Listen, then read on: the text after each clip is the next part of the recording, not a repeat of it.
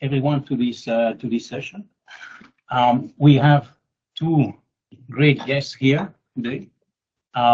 First one, Mr. Hamraev, the chairman of the Statistics Committee of Uzbekistan, who is going to tell us a lot about the modernization process of the organization he's leading, and also tell us a little bit about how they managed to conduct a census in record time and successfully in Uzbekistan recently.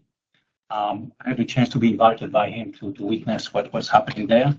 I think there's a lot of lessons and great things to be told about that. Mr. Hamraev is not just the chairman of the Statistics Committee of the Republic of Uzbekistan. He's also very active in the international community, statistical community, and among other things, he's the vice chair of the Committee on Statistics at UNSCAP, the UN Economic and Social Commission for Asia and Pacific. He's also active at the United Nations Statistics Commission, so he's really someone who plays a very influential role in our community. So he will present the experience on Uzbekistan. The title you all see on screen, inside Uzbekistan's data system transformation, reforms, innovations, and impact. So this is a lot of things that has happened recently in Uzbekistan. Mr. Hamraev used to be the deputy governor of the central bank until not so long ago, actually. So he has a lot of very highly relevant experience to share with us today. And then we also have a discussant, Mauricio Rodriguez Abreu, who comes from the National Statistics and Geography Institute of Mexico, INEGI. I think we often have friends and colleagues from INEGI here.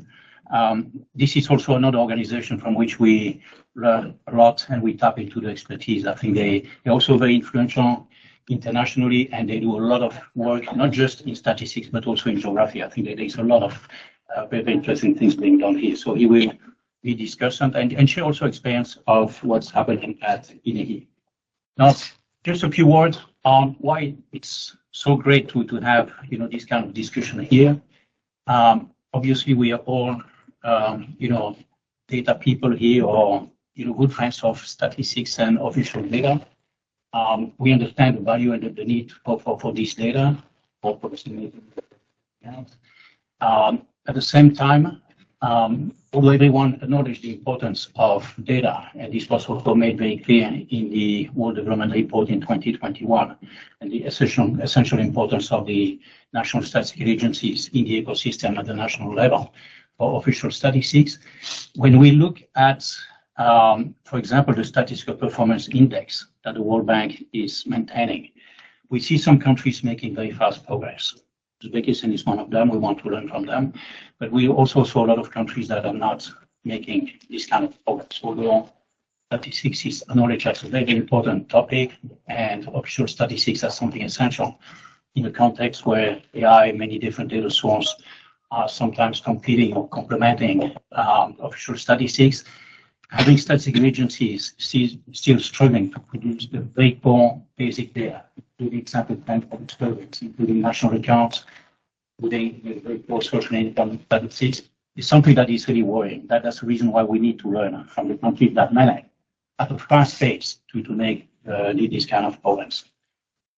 It is also very important to us at the World Bank because although we are not a statistical agency, we share a lot of things with national statistical organizations. First of all, we use the data a lot, and sometimes we distribute the data. But we also are producing data, we're also creating data, we're also disseminating data. So there are a lot of things that's a challenge that we're facing that are very similar to what national statistical agencies are facing. So we want to share information, we want to share solutions, we want to share understanding of what the obstacles can be. At the World Bank, recently, that was a year and a half ago, the board endorsed a policy on data quality, which obliges us not to, modernize some of our systems, data pipelines, practice, and modes of dissemination. We have launched not so long ago, and Craig Hammer was leading this work, Data 360 platform to try to defragment the data provision of vast amount of data that we're producing. We also have a whole program on AI for data, data for AI, to see to what extent we can put AI at the service of our data and our statistician. So there's a lot of things that we're doing that is common to challenge that are encountered in countries. So we want to have this kind of exchange more and more. But I'm talking too much, so I want to give the floor to my co-chair, Luis Felipe, who will introduce himself and who is a key partner. I mean, the Prosperity Vice Presidency is a very core partner in the organization of this bespoke data that we organize here.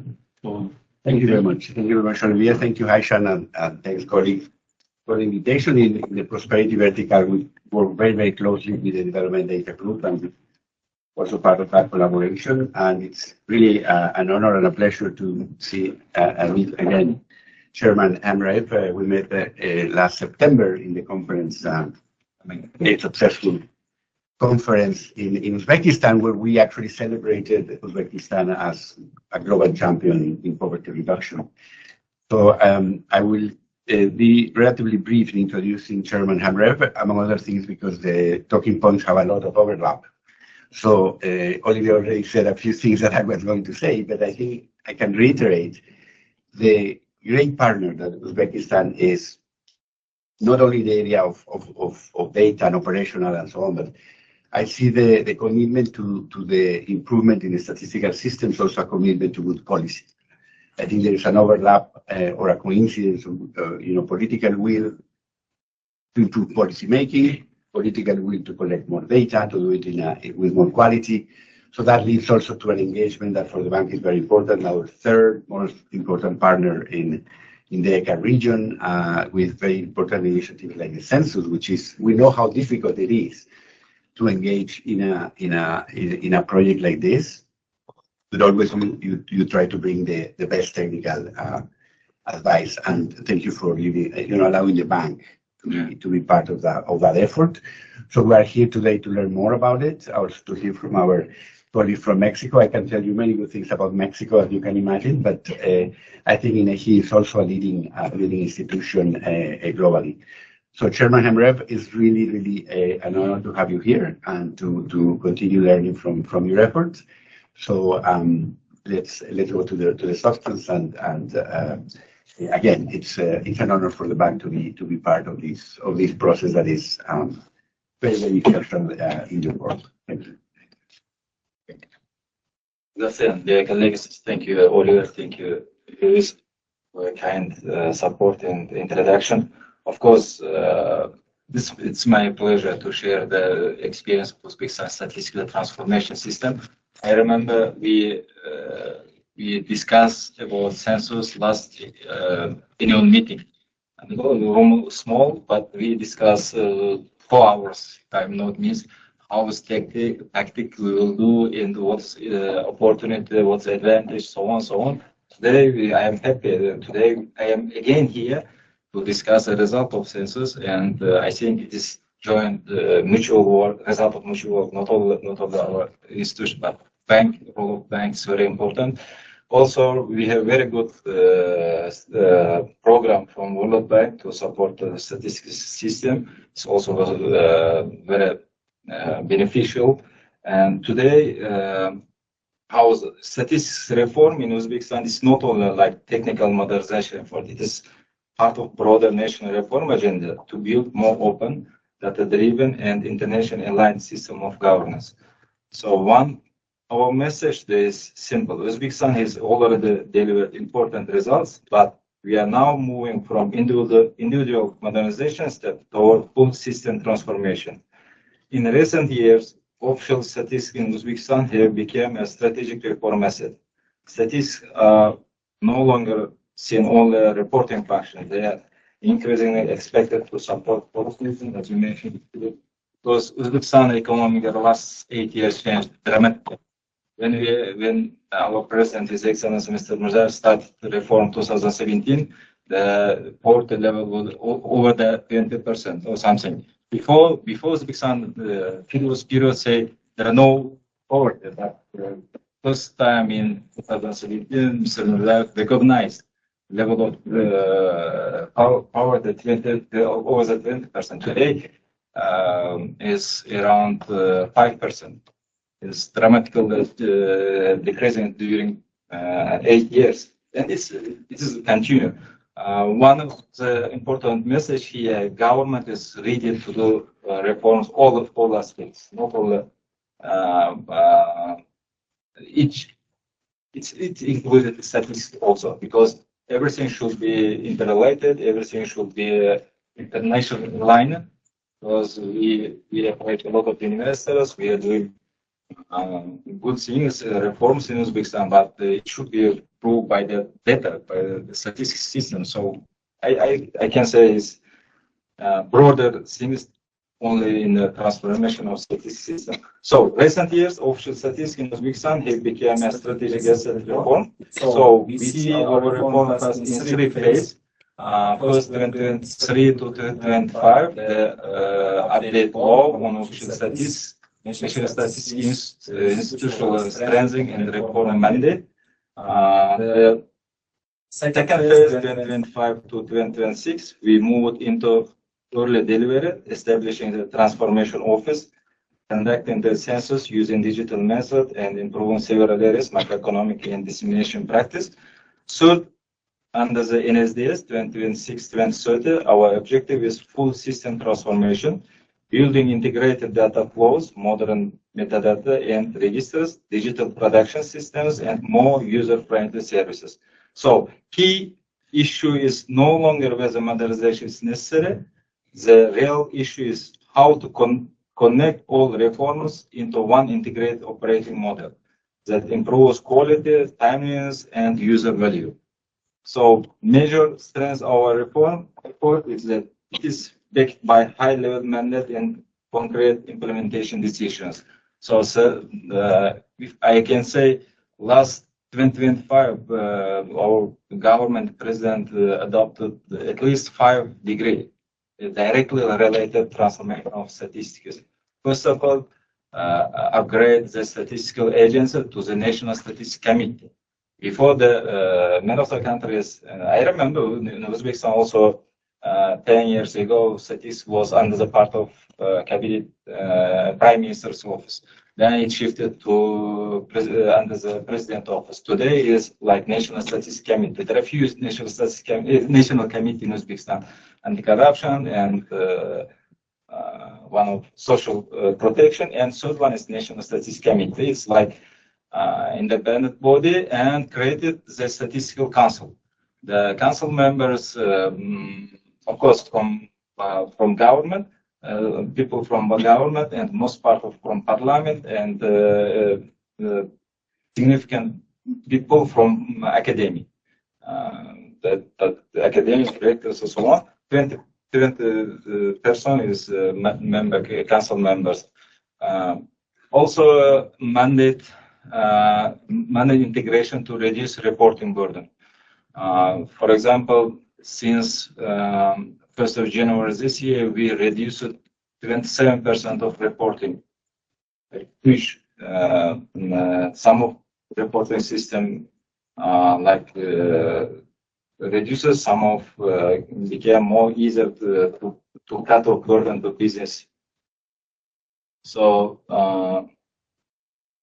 transformation in delivery, establish a transformation office, as I mentioned before, to the beginning of 2016. Transformation office fully focus to change methodology, bring new knowledge, and modernization issues. So the reform agenda places strong emphasis on skills and digital acceleration. It's very important because every transformation should follow the best skill. This is you can buy some equipment or computer, so on, but the skills is not easy task. So we hired around 100 young specialists with strong analytical skills and training for 50 data analysts and data scientists starting training, because I saw people spend a lot of time to do some of exercise in Excel and so on, because statistics office collected big data. So there should be some new techniques, new people like statisticians more skills, data analysis skill. So we launched the training program in the higher young specialists. The training institute has also expanded with capacity to train 3,000 specialists every 2 years. We have training institute under the National Statistics Committee. So we, few months ago, the president adopted new decree for developing and strengthening, especially this statistical institute. It's not like for training; it should be more training in research. We are trying to focus more research, and of course, today we use we have some opportunity using international methodology, experts' help, and all partners' help, but step by step, we would like to build our research capacity in the under this institute and modernize our methodology by ourselves. The broader goal is clear: strong skills, faster digitalization, better use of administrative data, and more modern statistical methods. One of our most important recent achievements, as I mentioned before, was successfully conducted population agriculture census in 2026. This was Uzbekistan's first population census of agriculture also in last 37 years. And it was implemented through a combined model of digital self-enumeration and nationwide fieldwork. This was a major institutional and operational achievement of the National Statistics Committee. So why, direct question, why so long, 37 years, 40 years, no census? Because there was such kind of wrong, like feeling or perception. People think providing census is more costly. Of course, if you follow traditional old approaches like paper bears, and you would like, as we discussed with Oliver, some of people prefer collect data with paper, then scan and collect. This is very costly. So that's why we found out combined one. Self-enumeration plus web fieldwork, and we show the management and the general public that they have benefit from combined method. And we said if we cover 20% populations through the enumeration, we might be cut 10 times cut cost. So okay, everyone say if you could do okay. And also we use, we have a special opportunity. We have, it calls Mahalla. Mahalla savings. We have around 9,000 Mahallas in Uzbekistan. It's neighborhood, like in the US. Each Mahalla have 7 person. Head of Mahalla, who is responsible for youth, 1 person responsible for women, 1 person responsible for economic activity, so on, 7 person, and 1 tax inspector, 1 police inspector. 7 person is working every day in Mahalla. So they know Mahalla attitude, they know Mahalla conditions, where is located household, how is geography, when the people sit home, when they will out of home, so on, so on. So very informed people, 7 people available in Mahalla. We use this course of this Mahalla savings. It's also had to cut off cost. We've 55,000 Mahalla staff we prepared. Several times we trained them, 3 or 4 times, starting from September up to beginning of 15th of January. 4 times we trained all them, because we attract psychologists for training process. We invited professional institute from academic area. We the partnership with several universities, which is located in the region, hire professors and students, and they teach Mahalla savings. So, and it was, I think, one of our success, or the key factor of our success. So, end of the day, starting from 15th of January, we collect 82.3% online self-enumeration rate. Before, when we planned, we see, okay, 20% is okay, we started. But end of the day, the 28th of February, we see people participate through internet 82%. So it gives a lot of chance to cut off cost even several times. I think today we get the per cost, the census cost per capita around 12 cent per capita. This is one of the cheapest one, and it's why, because this digitalization and big campaigning and more activity of people. Also, general public also wait this census, because there are no so long time census. People would like. One hand side is good. Another hand side, when we started census, there was any people with experience, but nobody could not remember last census. In my office, in the regional office, so on. But okay, for me and for my team, it was new journey, and it was a very good success. Also, I should say the support of international partners in World Bank, UNFPA, FAO, and IOM support. A lot of experts we attract, and also digitalization was main factors of our success. So, and Uzbek people has some pronoun. When you are starting eating, appetite start to accelerate. Yeah. So when we finish the two census, population, agriculture, taxes, we would like to do one more census, business census. So that's why I'm here. I would like to ask World Bank to support one more time for this census, and let's try and finish this year business census also. Then all register will come like block population here, this resource, and land agriculture and land balanced agriculture lands here. And one more element, we need entities who is production participate production process. If you do business census also, then we will see it and calculate one more time again the size of our economy, value of economy. Of course, also after the census, we would like do two survey. One of the economic survey, because as a result of business census, the number registers companies will change. So we should do economic survey one more time. Also, we would like do business survey, household budget survey. It's which directly reflect to the social indicators and unobserved economy levels, because samples change. As a result of population census, it gives chance to do one more time.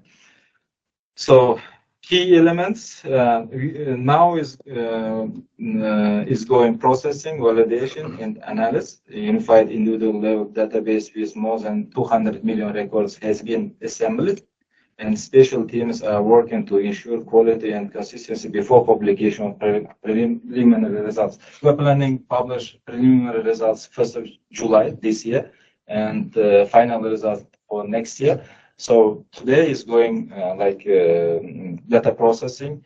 We have very good integration by bases. We have bases base of electricity. We have healthcare system base. We have police base. All of the around 30 government databases already integrated.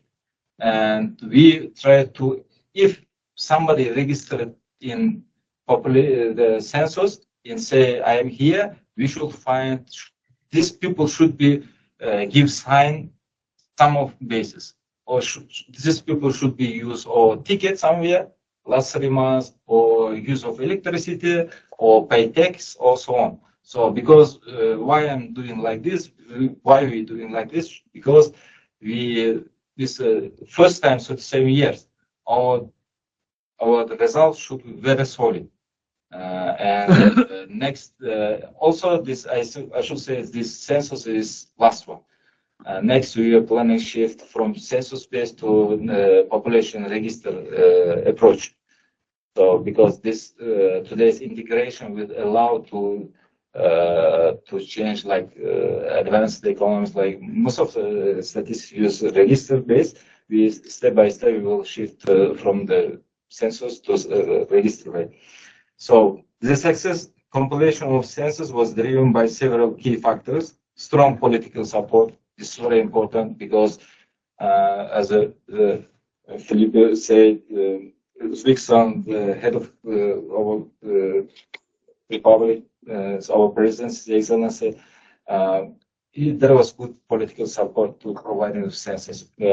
Everyone that created working group. Head of working group was Prime Minister. Prime Minister was head of working group, and so a lot of ministers was participate of groups, because for agriculture census, I had help from Minister of Agriculture. For population, I had the support from Minister of Education. The integrated systems, online system, give us chance monitoring, online monitoring. When the people participate online but miss one of the kids, we check the online the base from education system, and this kid is already missed. We give some message, send message to people: you participate, you registered, but please check one more time. You have chance. One of your kids is not registered.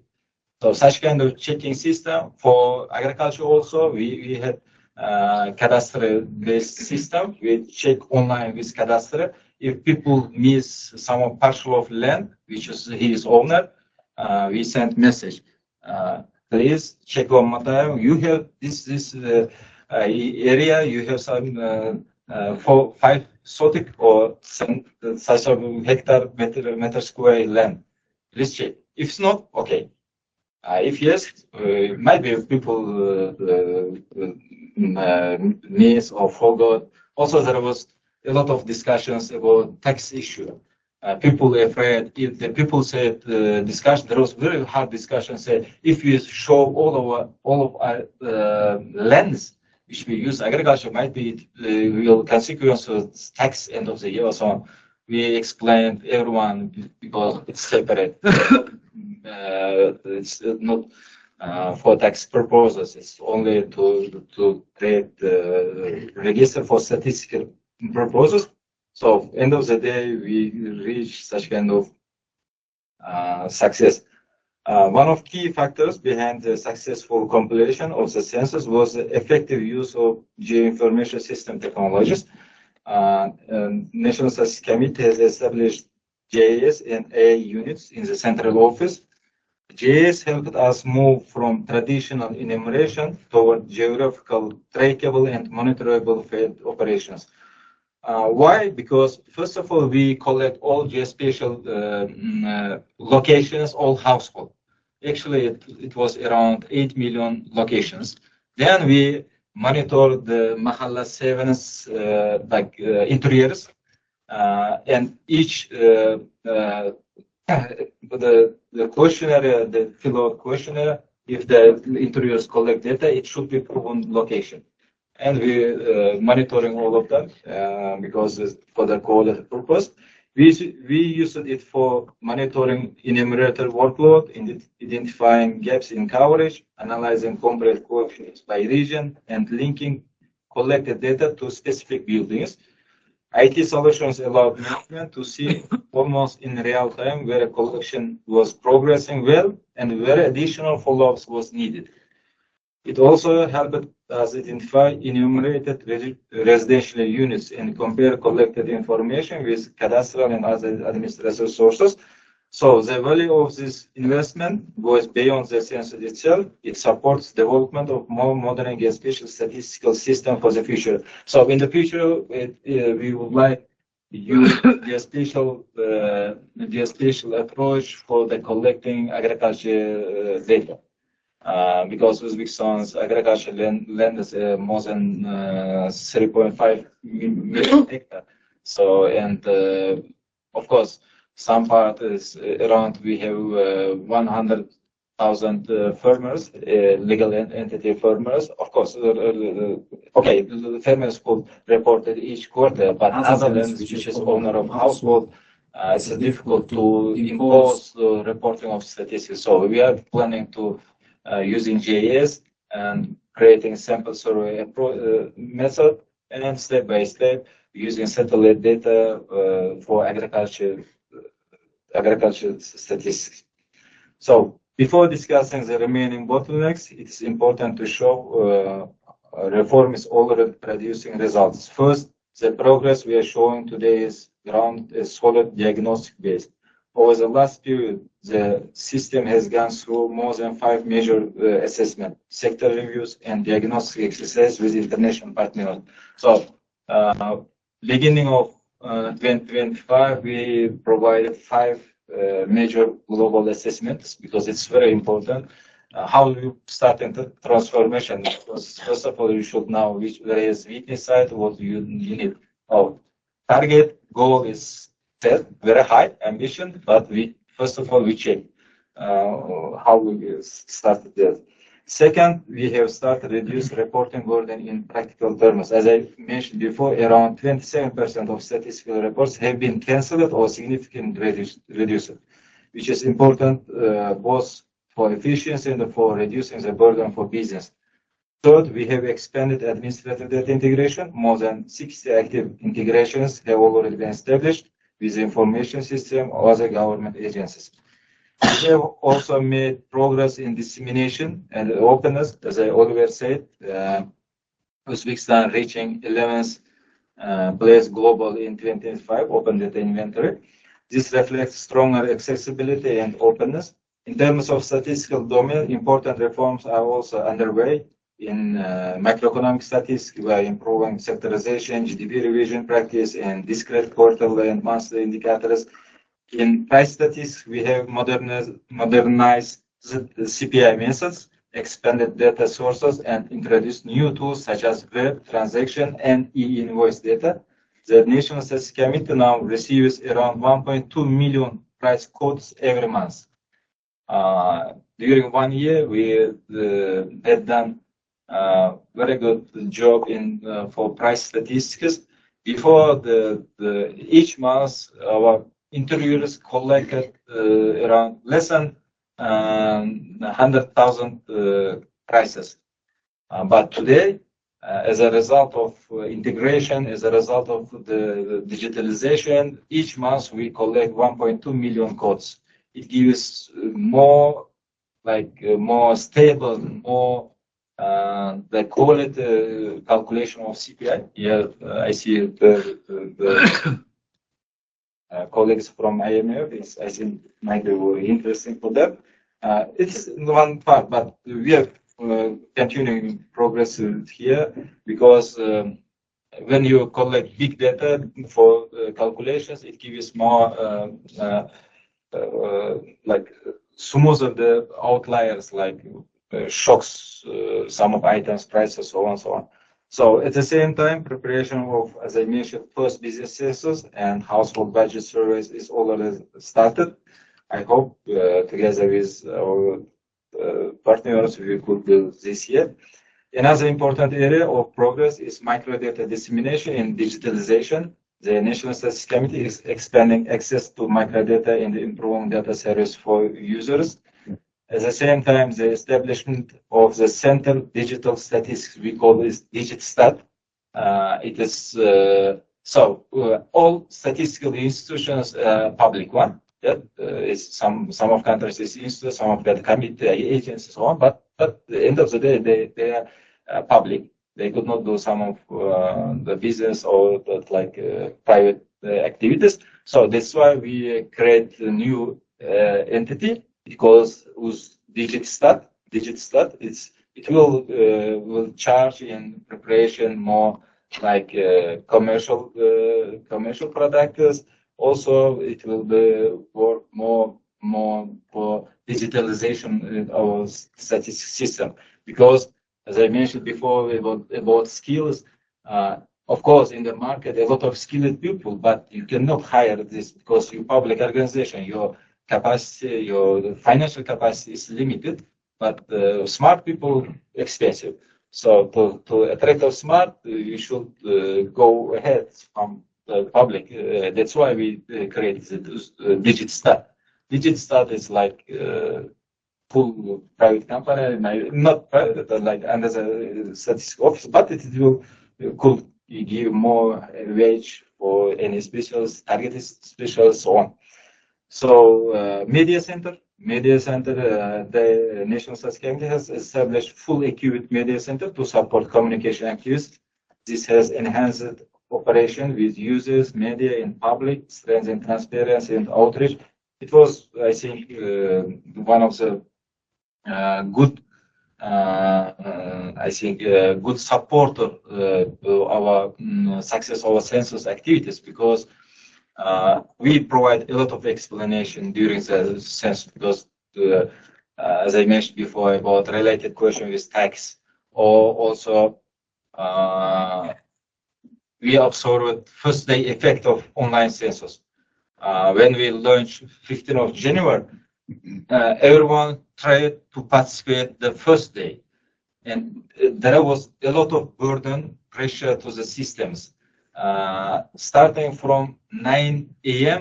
up to 9:45 a.m., system works very slow because a lot of ask. Then each 10 minutes I give some explanation. People start, oh, okay, Census Committee say the good preparation, but the first day after 1 hour the system is collapsed. But it does not, it didn't collapse. It was slower because a lot of question asked. So step by step, every 10 minutes we explained why I'm saying the role of media center was important that time. Also, they prepared a lot of video and explanation what is first day effect, how does it work, what's collapse and what's slower working of systems.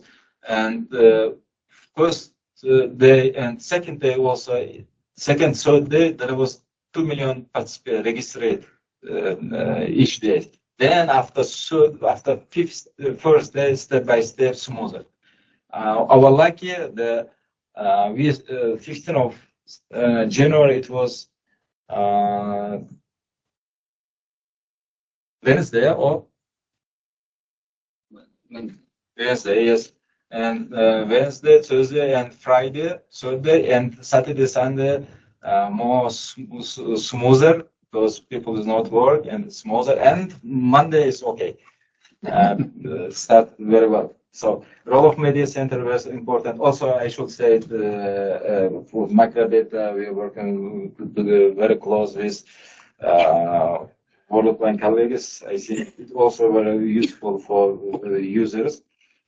So our message is that Uzbekistan is not starting from zero. The reform process is already underway, and the challenge now is to scale and integrate it. At the same time, we are realistic about the challenges that remain. The key bottlenecks are not isolated to one statistical domain. They are systemic. First one, production process remain too fragmented, with too much manual work and inefficient reuse of tools and methods and systems. Second, quality assurance is still not fully established. Good practice exists, but they are not yet built within a unified national framework with common indicators, clear ownership, and regular evolution. Third, administrative data integration remains uneven. We have 60 plus integrated, but important progress has been made. But effective data exchange across producers of official statistics is not yet complete because integration okay, but for the data quality insurance, you have to work with who is preparing this data from other minister of agency staff. So this process is going. First, overall modernization depends not only on statistics process, but organizational culture and structure also critical to success. Therefore, we have conducted diagnostic of HR and corporate culture. We face human resource and change middle management limitations. Skill gaps remain in IT, advanced analytics, project delivery, and user services. At the same time, the role of regional office is changing, which requires new capacity and new management approaches.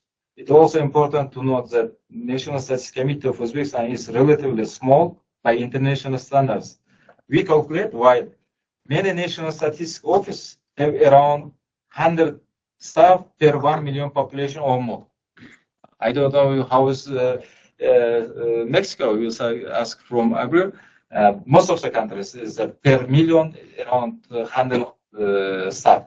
But in Uzbekistan, 37 staff per 1 million people. People say, oh, you are very effective. So one hand side, but it's also difficult to how to manage. It twice third times push us to do more digitalization, more using like new approaches.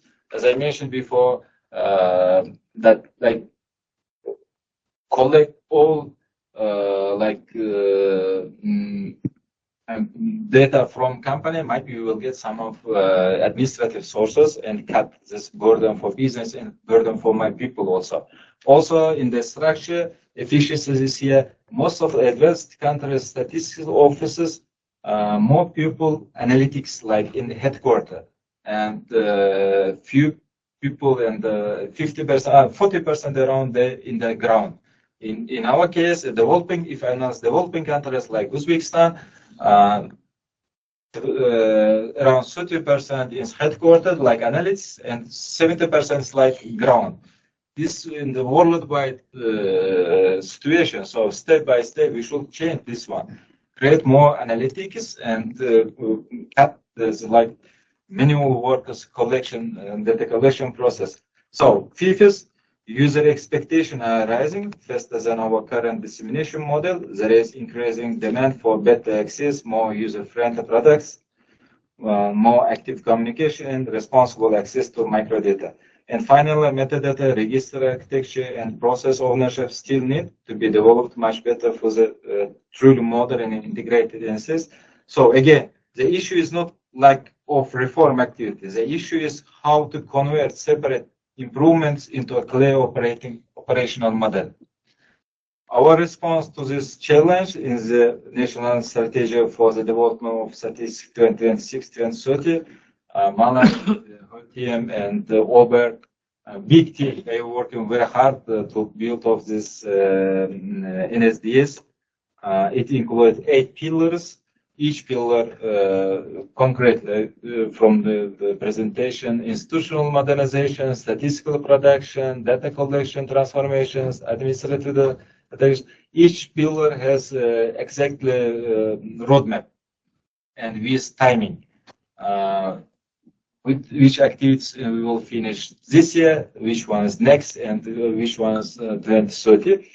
So I think it will be the next step of transformation of our statistics. So NSDS gives us smoothing very important, something very important.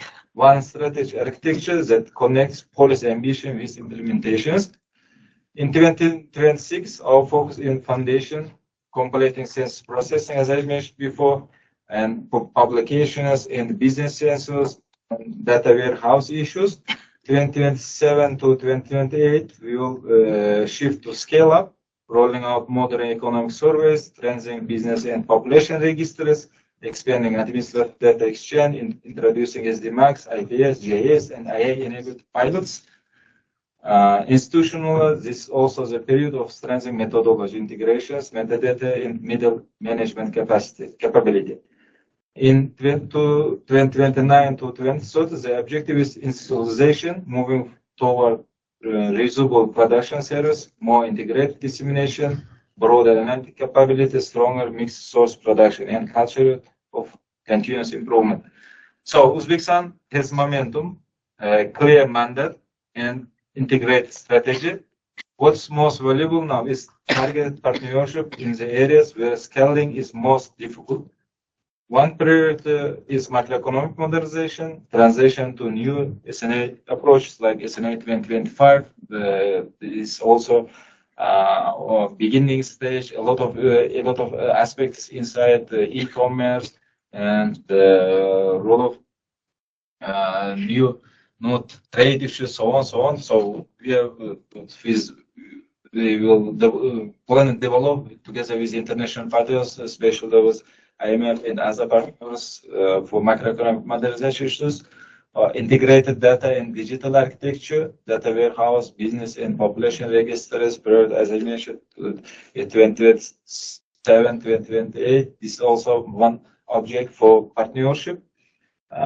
Also, third priority is quality and processing transformation, implementing EQF, GSBPM, GAMSO, and GSAM, strengthening dissemination platforms.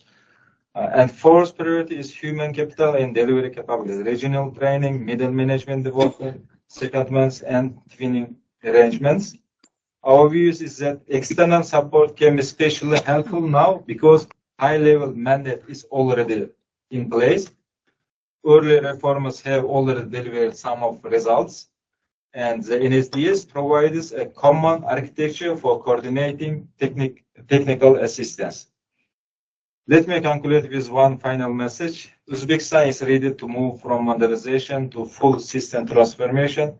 The legal mandate is in place, and the NSDS provides clear roadmaps through 2030. And with the right partnerships, we can accelerate the transition toward a statistical system that is trusted, integrated, internationally aligned, digital, enabled, and genuinely useful for government, for business, for investors, for international partners, for researchers, and finally for citizens of Uzbekistan. We see statistics as a part of state capability, reform delivery, and public trust. Again, dear colleagues, I could say a lot, but thank you for coming, and for the purpose of save your time, I will stop here, and my presentation will share. And it's open. Any feedback, any recommendations, the proposals, we welcome. Thank you very much. Thank you so much, Mr. Chairman. You have clearly a very heavy work program of modernization and innovation. What you're trying to achieve, or what you're achieving in a period of what, 7 years, 8 years, with 2, maybe 3 census, migration to SNA 2025, and a lot of really, systemic reforms is certainly impressive. I think your slide on the remaining bottlenecks is slide that probably will be used by a lot of other organizations if we share this presentation, because it summarizes so well the problem that we see in a lot of organizations, including maybe ourselves. So what you will achieve to solve these problems is hopefully something that will be contagious, and also at the times when the time comes. Now we're going to have our friend Mauricio. So Mauricio Rodriguez Abreu from INEGI, who is the chief of the, he's a demographer, chief of the demographic and social statistics at INEGI. So he will take, 10, 15 minutes as a discussant. After that, we'll move to the Q&A session, both for participants in the room and participants online. I think Mana is compiling the question we get from the online participants. So if you are online and have questions that you want to submit, maybe you can already start doing this. So, Mauricio. Thank you. I'm going to time myself because I can speak for a long time. And I'm going to jump straight to my comments and my reactions. And first of all, of course, thank everybody for being here, for the invitation to share my comments to the presentation. I'm going to start with the first thing is that when I received the invitation, I went online and started looking for information on Uzbekistan, the census, and I realized it's been 37 years since the last census. So definitely this will be significant not only for the country but also for the region in general, for the world population. So I will have to start saying, but I think I went online and hopefully this is correct. Mubarak Bolsin, I think. Congratulations. And it sounds really easy to achieve, and everybody here knows that sometimes all the work that is behind, the work that is invisible, is the most significant, the most important work. that we have to do before we're able to go out into the field and collect information from people or from land in this scenario. And I will try to draw some parallels with what we have in Mexico. Of course, the two countries are different. In Mexico, we are lucky. We have censuses every 10 years. People are willing to provide information. And on the one hand, that provides some relief and trust on the system. But on the other hand, that sometimes is preventing us to move forward with new approaches. So again, we have the two options here. And the first thing that I started wondering is, what was there? Like, after 1989, all these years, what was there? So how were the numbers coming up from Uzbekistan? And of course, they rely on vital statistics, some really good registration, administrative records that they have. So that's key, because without that information, again, it would have been even more difficult to go back to a census. They have some really good information, and of course, being a demographer, for me was like, yes, of course, they have this information. They use the cohort component approach. They can estimate the population. However, that system was not fully integrated, and that was key in this modernization approach, to jump from just inputs of information that was scattered all around the place or all over the place to integration as a mandate by law. And this is important because we have to remember that when we talk about administrative records, we have to remember that those records were not created to be used as statistics. Sometimes we forget that. And we can go and talk to everybody producing information and provide recommendations, but their goal is not that. But by mandate integration from the beginning, at least we move one step forward in that matter. So we can start talking about the same classifications, the same categories that different institutions can use, and that makes things easier to integrate. And we know that because, as you notice probably, here it says National System for Statistics and Geographic Information, is because at INEGI, we're not only producers, we also coordinate the national system of statistical information in Mexico. So we sit at the table with every ministry, department in the government, and we have these discussions. So this conversation is really, really good. And I would say it's really important that we have these standards. We make things interoperable, and it's important now that you will have the census. And for me, it's really interesting how these things are gonna come out, is because we use the census in Mexico to assess the coverage of the administrative records or the vital registration system. Now you will have that opportunity, and then one essentially provides information to evaluate the other. So now you have that double evaluation from the vital statistics to the census or surveys in the future if you include questions that would help you do that. But now I started looking, okay, so what were the first steps beyond these changes in interoperability?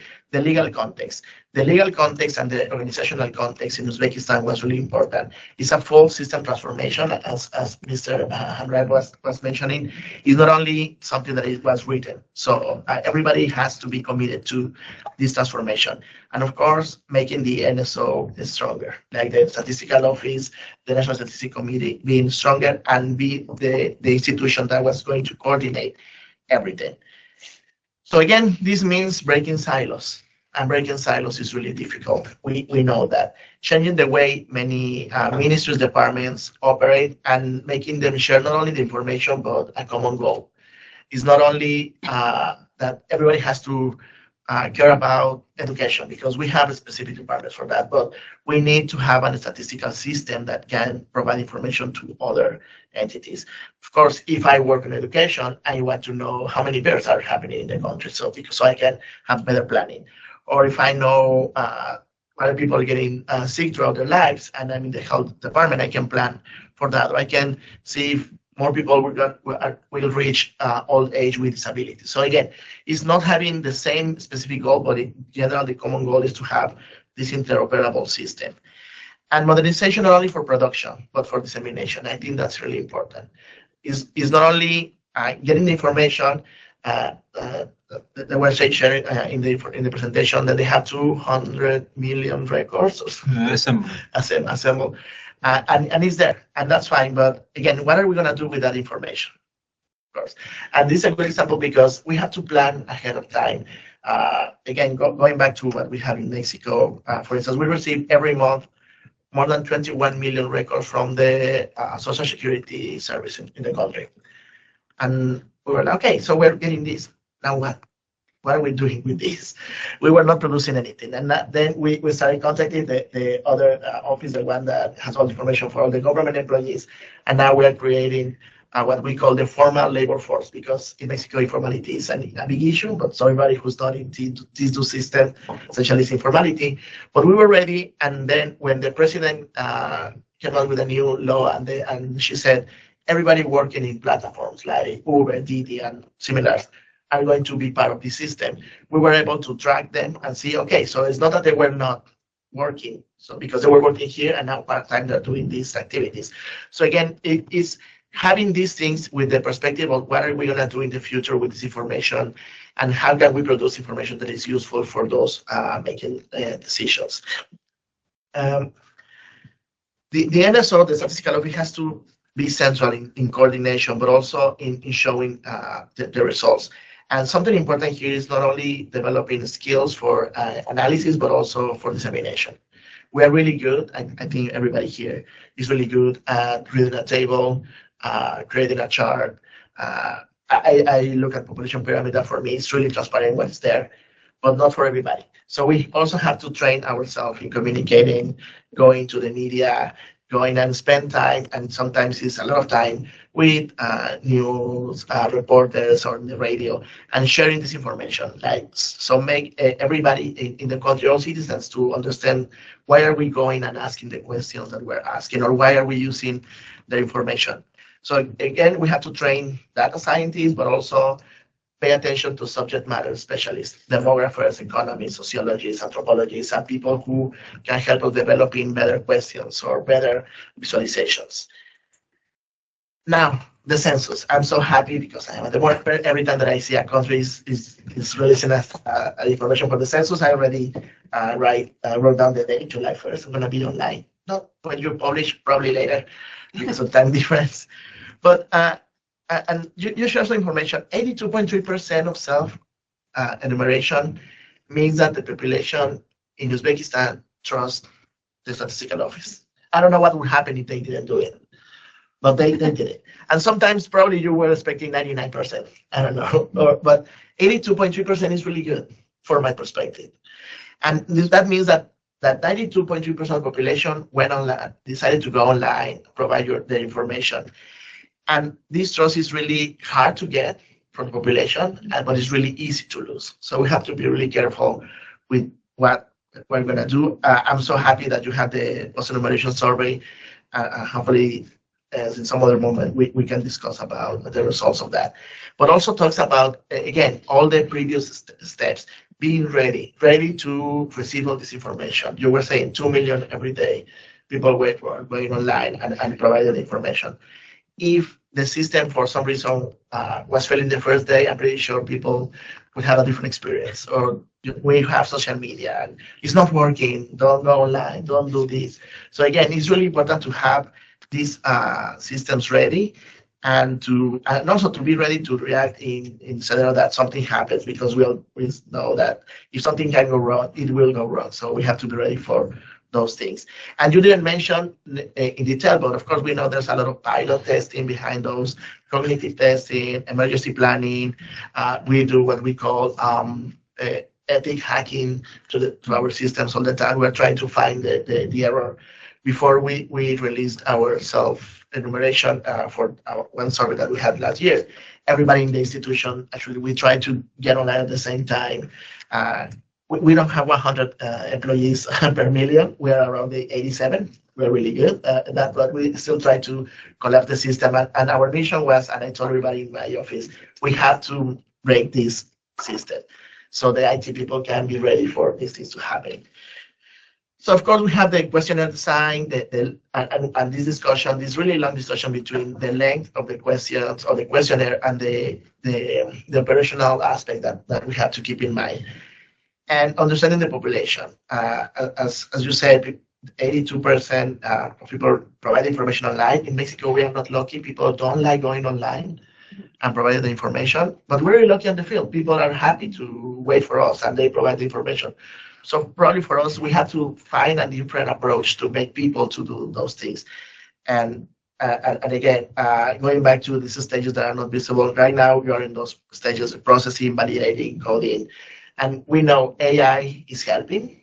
We are training AI to helping us with coding and all these things.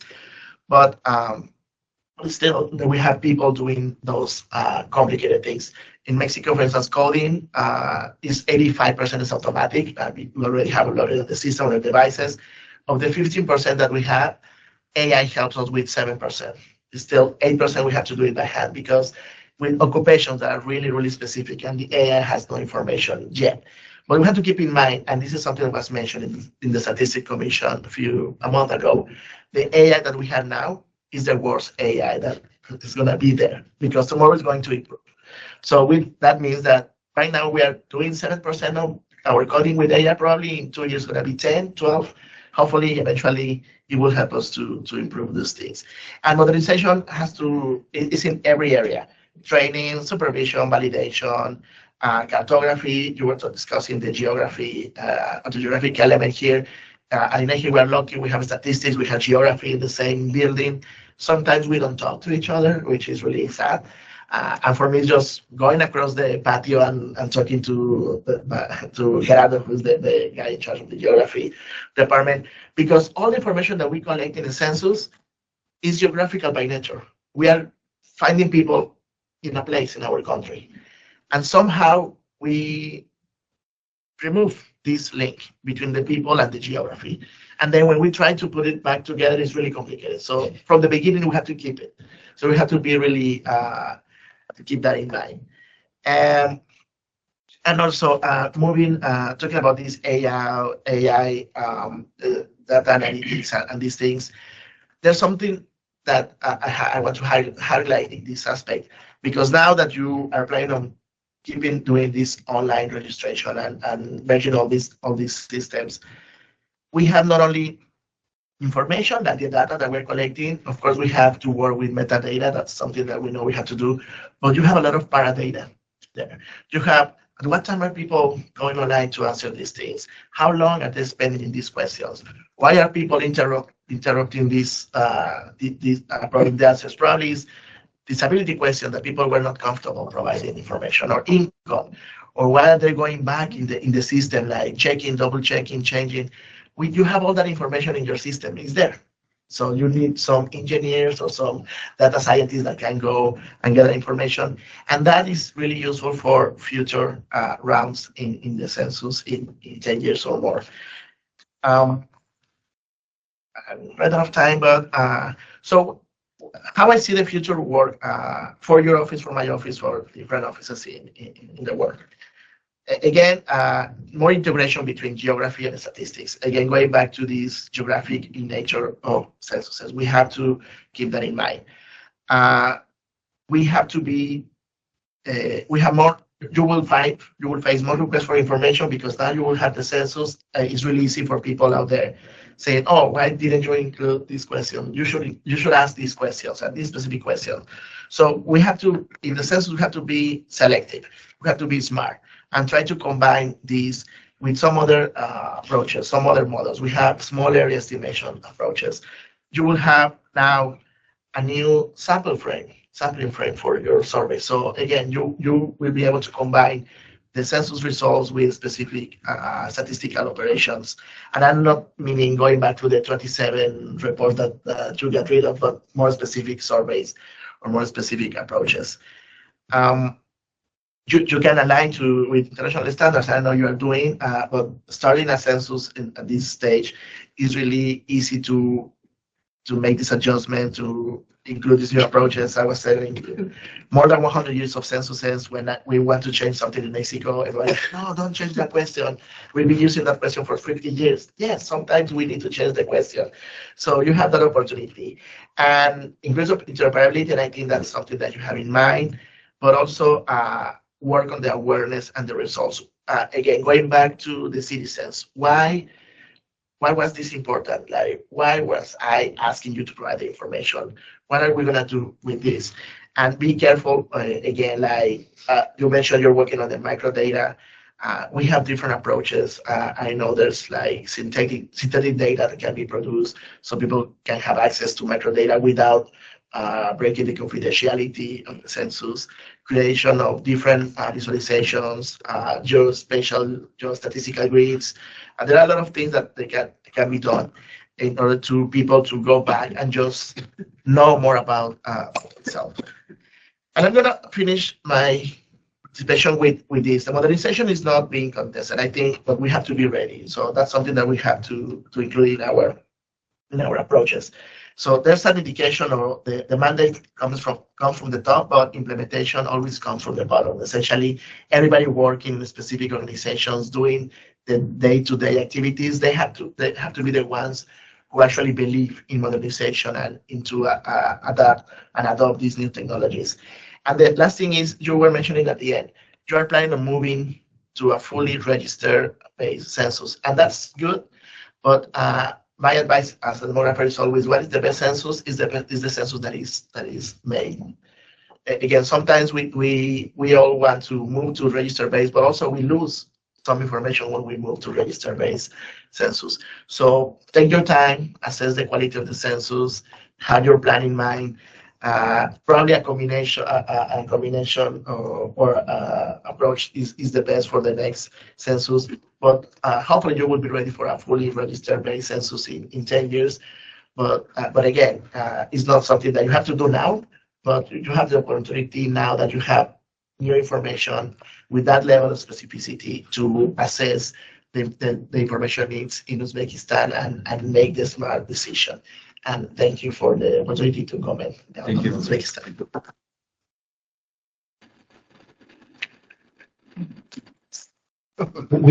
We're going to move to the Q&A session, but first, Mr. Hamrek, I don't know if you want to take 2 minutes to react to sum up these. That's okay. It's okay. So we're going to move to the Q&A session. I'm sure that there will be a lot of questions, including one that you can answer on the side of this meeting about, maintaining the census with the Mahala system that you have, brilliantly exploited in the current census. So, Mara, I think that there's no, I didn't get it. So, floor is open. I see Tarek. We might take 2, 3 if there are others. If no other hands are raised, we start with Tarek then. Okay, I'll start us off. So it's really nice to see you. Thank you so much. And I think many people have said this already, but Uzbekistan, your team, I think an ideal partner because you have the ambition, you have the intention, and we push each other. So that's great. I had one question about what's happening outside of the National Statistics Committee.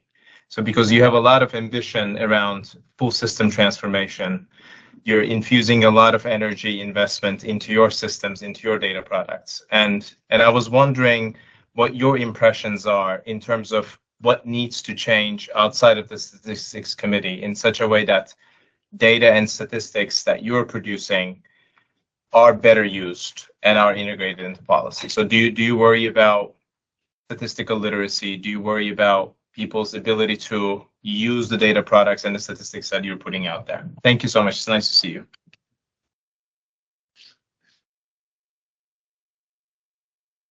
Any other question before we ask Ms. Amrev to? Since it's pretty cold, I just want to follow up here. I think Mr. Hamrek and Moise will know you. Huh? Yeah. Okay. No, just want to follow up on and echo what Alec was saying, that the partnership, like your enthusiasm and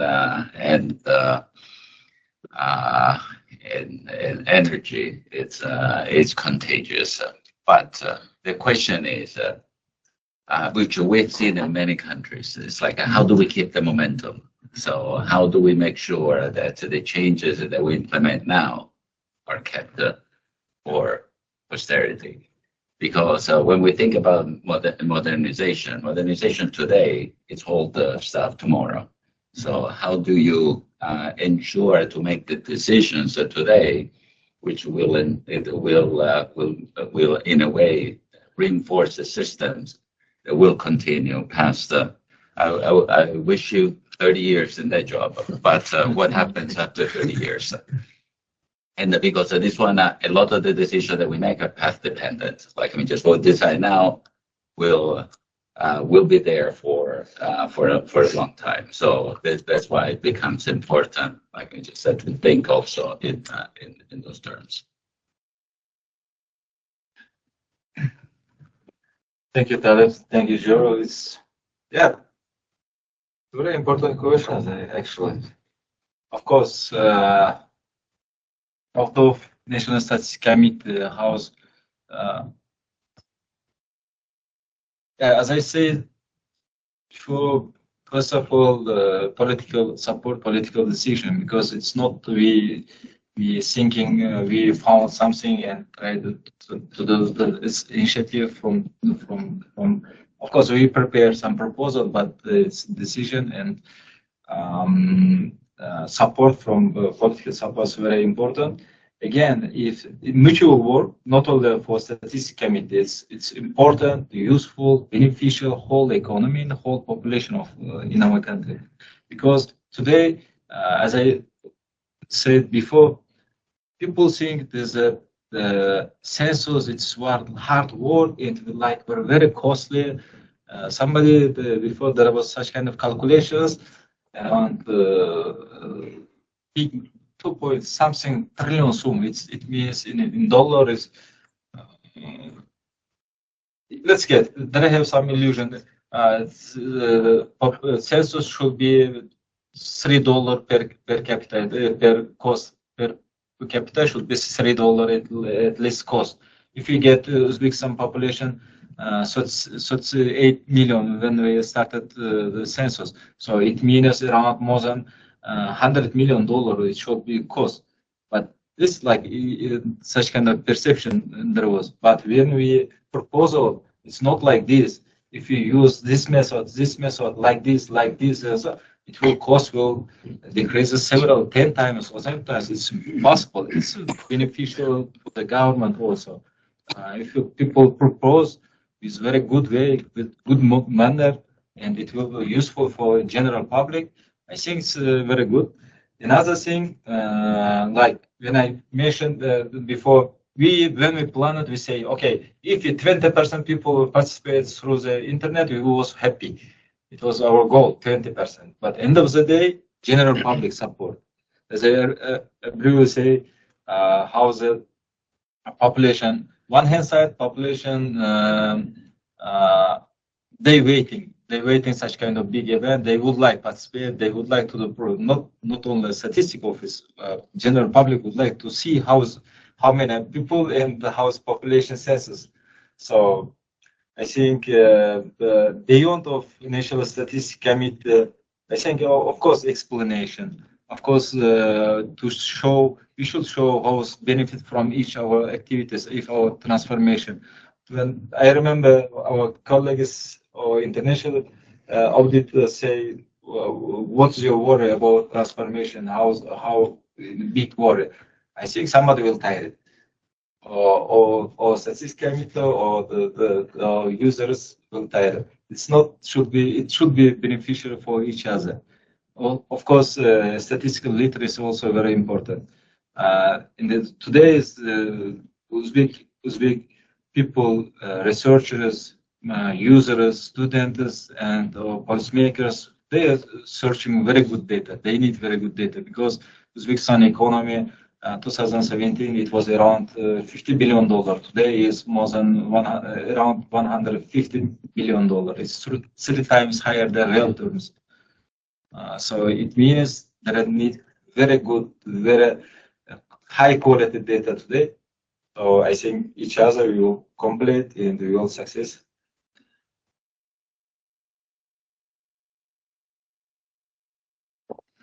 Thank you very much. I have 3 more questions for you and one for Mauricio, and then more might come. So, I mean, first one for you, Mr. Hamraev. There was a question coming from online related to what we saw on the screen on AI. I mean, we see a lot of statistical agencies wanting to rush to AI. We see some that are more or less on the opposite side, being very careful. Where is Uzbekistan in there? How do you plan to leverage AI for this transformation? And how are you planning and strategizing that? So that's one question. Second question, I think you mentioned the Mahala 7 system that's made your population census really efficient and very cost effective. I think putting a very modern layer on top of something that is very traditional and that was well established in the country is really what made it work well. Do you plan to use the same system, for example, for the business census and maybe for other data collection activities? Meaning, do you plan to some extent to outsource data collection to the administrative system in the country? The third question is about something that Mauricio mentioned. Geography, you mentioned that you have a GIS system within the Statistics Committee. It's not that you have, like in Mexico, just a Geographic Institute within the organization. So what are the plans to expand this geographic dimension that is so essential, putting people back to the geography? I forgot exactly what word you used, Mauricio. And then one question online for you, Mauricio, which is more about data use. Maybe it's a more difficult and general question. Is how does Mexico leverage data in government planning and decisions? And how important is it to this process? So maybe we start with Mr. Hamraev. Thank you, Oliver. Actually, very good three questions about AI. Yes, we just created a unit I am agree with Mauricio and other colleagues. Of course, implementation full AI approach to statistics is so far, it's just starting point. But we use AI for the data collection process. When the reporting, the AI will check and send some feedback for companies and the reporters. Here some have missing points or so on. But it's just starting point, like very elemental.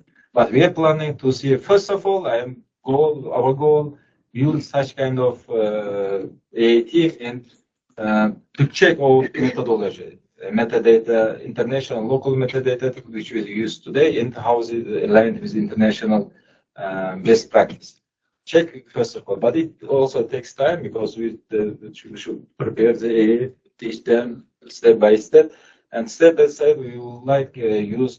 If I would like starting tomorrow, check all my metadata approach with international, it takes time.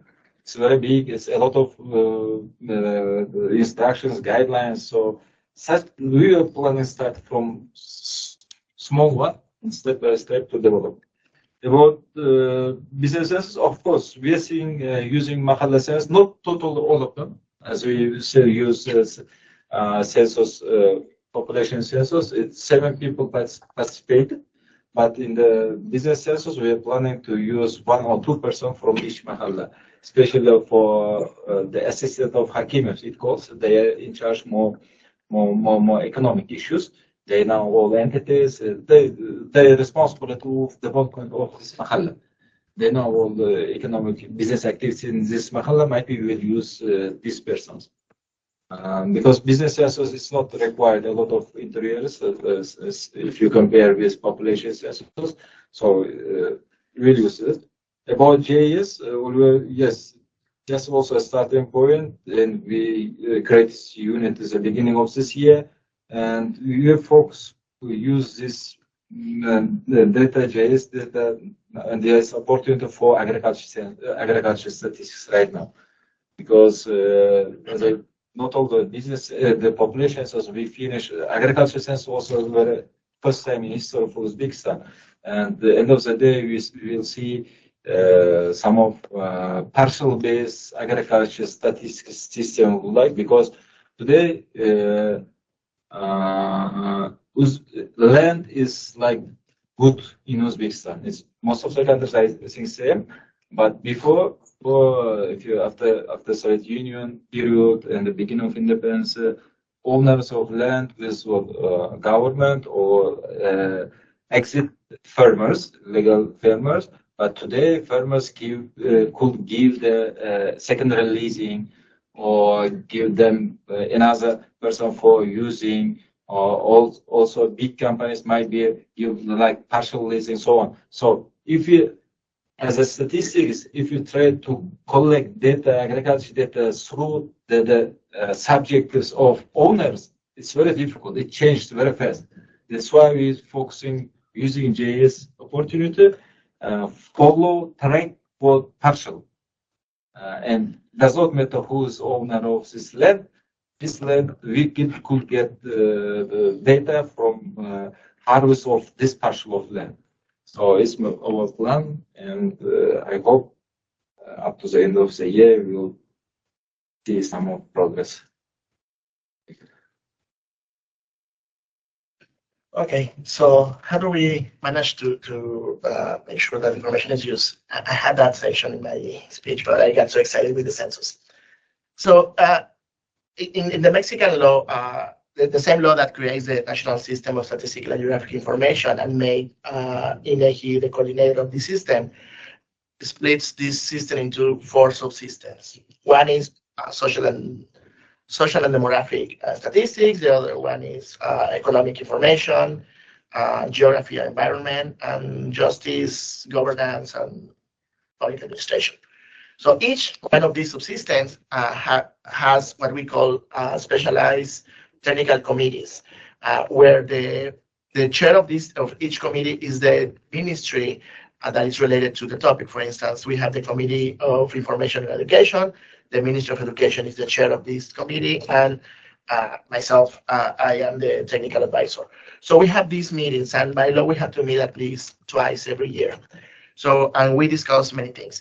But in the same law, there's a definition of something that is called information of national interest. And that information, when some information reaches that category, its use becomes mandatory for policy design and evaluation. But in the law, actually, it says the information from the population census is information of national interest, but also national accounts and some other, I remember the specific, I'm missing one. But if these committees, what they do is they can propose new information to reach that category. It's a long process, but once that information reaches that category, it becomes mandatory for being used at the different levels of government. As an example, we have the time use survey. It became mandatory for those who are developing policy, trying to improve the balance between men and women, the division of labor. So everybody has to use that information. So that's one of the approaches. At the same time, it made really difficult for us as INEGI to change something in those surveys. So if I want to change the time use survey, I have to first open a public consultation, invite everybody to sit on the table, and I mean, academic, every citizen, ministries, people actually can go online, and you can go from Uzbekistan, you can go online and ask me to include one question in my time use survey. And of course, then I analyze, I say, okay, these are questions that I can include, these are not, and then to have different, like to test the new approaches to make sure that I'm not going to break the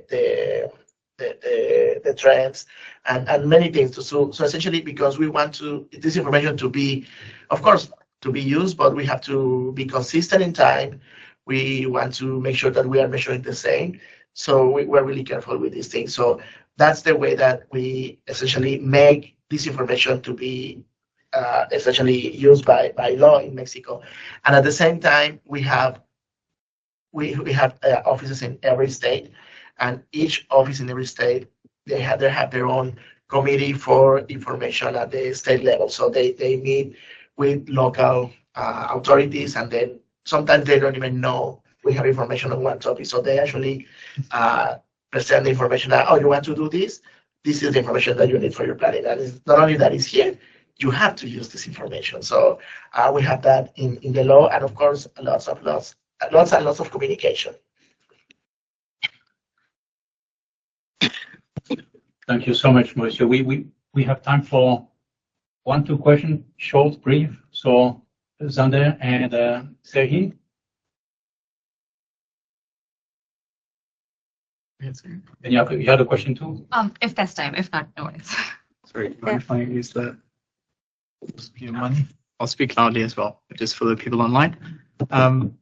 Firstly, thank you very much for the presentations and the talks. I think it's also not the first time that we've met and have seen some of this, and I think that speaks to a lot of the really good engagement and also great progress, which almost everyone has commented on. From the perspective of the statistical performance indicators, which I work on, it's also when we released the latest version at the end of last year, both Uzbekistan and Mexico were countries that we highlighted in the 5 countries that are really overperforming in terms of the SPI. I think like a lot of the good work that we're seeing here is also a testament to that. So thank you very much, and it's great to see all the additional work that's happening to kind of realize that it's not just progress that has been done, but also looking forward to kind of keep pushing the boundaries, especially on the data sources side of Uzbekistan, working on all the censuses. And I know there's already been progress on geospatial data, but even more being done on that side. I think it's really, really promising. So thank you for sharing that. We're also working on at the moment on a AI readiness assessment tool on our side, and that's kind of to think about again what is lying forward and sort of pushing the boundaries of how NSOs are using new technologies to produce data, but also preparing data products that are ready for use by AI tools, as Olivia mentioned, sort of the data for AI and the AI for data components. So on that, while we're busy working on this assessment tool, which we're looking to pilot in the next while, I'm curious to hear from both of you how, so extending on the AI question that was already asked, how you're thinking about AI in terms of what you're building imminently. So kind of we've seen there's a foundational component to the AI readiness work, and by that I mean work that is related to AI, but it's not actually necessarily specifically AI, right? Like improving human capital, that doesn't have to be AI skills specifically, but it also feeds into the internal AI work. There's also all metadata, for example. It's not AI specific, but it really helps with promoting AI products. And then there's more specific AI skills, that's maybe machine learning or something like that, specific AI infrastructure, those kinds of things. So how are you thinking about targeting your work on AI, whether it's more at the sort of foundational level or whether there's AI specific work that's being done over the short to medium or long term? And then also curious about your sort of how you think about the risks or the pain points with this work going forward. Thank you. Thank you, Zander. So if you can keep a question short. And I'm afraid that will be the last one because we're supposed to end in 1 minute.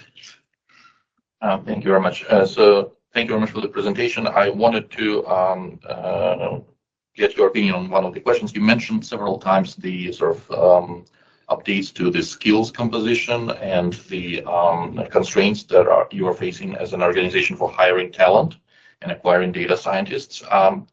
Can you also reflect a little bit about the skill requirements for the enumerators, whether it's difficult to come by for the skills that are required for data collection using the digital tools?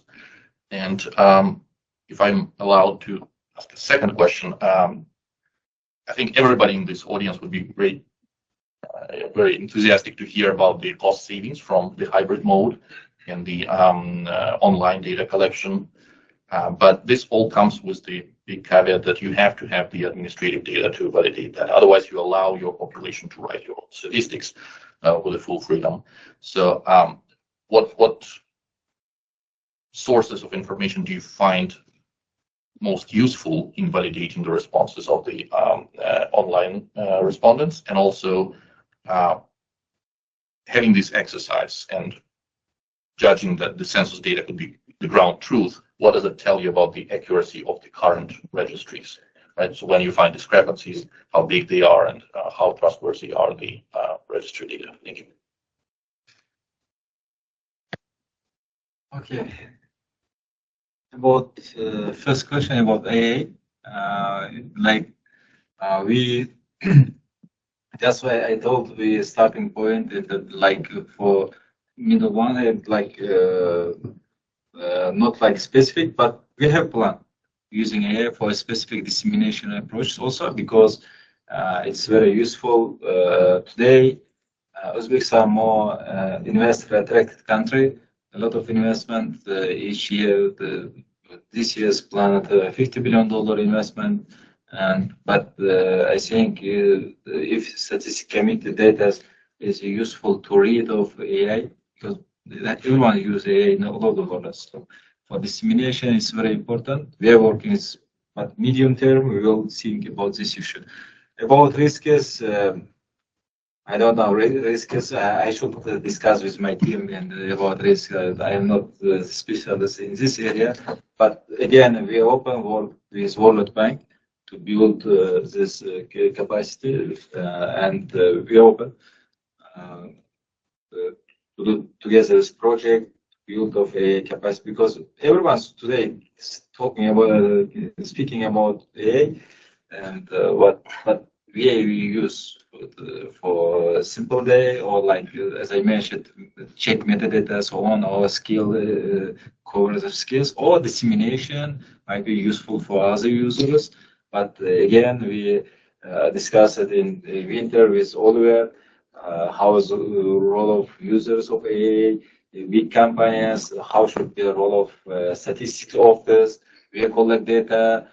We do a lot of work for prepare this data and how is used. We should find balance, and we open work this area about online data collection. So the quality of online data, I think does not matter to the cost issues because, of course, our questionnaire, as Francois said, our questionnaire was very hard, very difficult because 71 questions was in question list. From them, 17 questions related to agriculture and 54 questions directly related to population.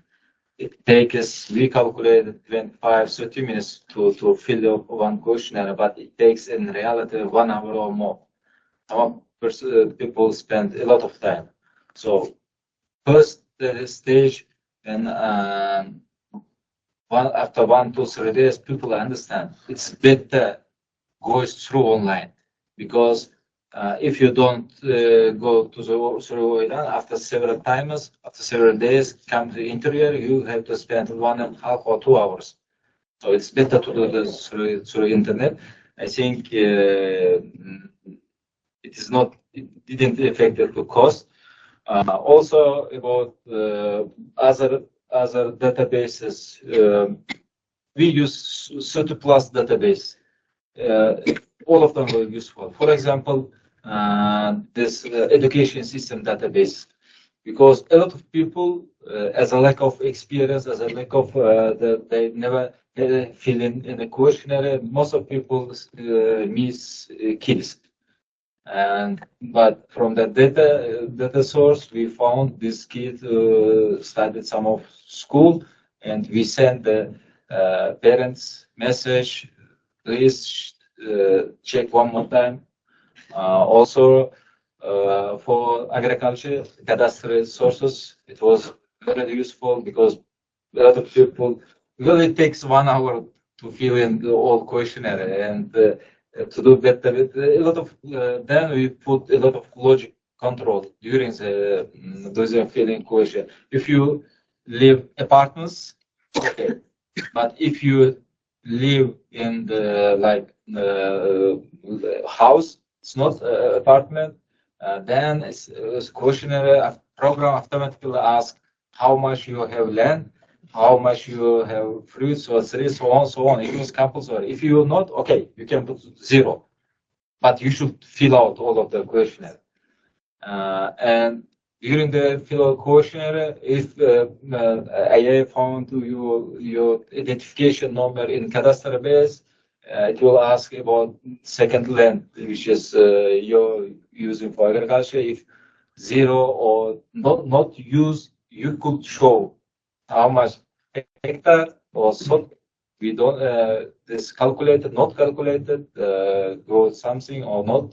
So I think, of course, quality. I have no chance to compare without IT, without online. If will be another, if we will be available another result, I could compare as cost issue related with online or not. I think it's quality not bad. Inshallah, we will finish after 3 months of the census all processing, data processing process. Maybe it will give some signs of the house coded. I don't know how I don't know item to compare. Thank you. I'm afraid I will have to close. I mean, if you're still around, you know, and people can talk to you, that would be great. But I'm afraid that the room will start emptying because people might have something else, and I want to be sure that everyone can participate in the round of applause to our very distinguished speakers.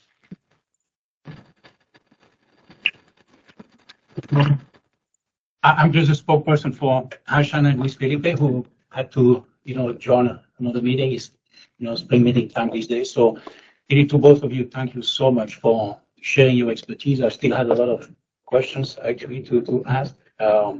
You know, there's a lot of interest for what you're doing, and for how this could be used eventually. How can this be made contagious? How can your experience actually benefit countries in your own regions and further? But that's for further discussion. So thank you so much to all of you, to everyone online, but really especially to you, Mr. Chairman, and Mauricio for sharing your wisdom and expertise. Thank you.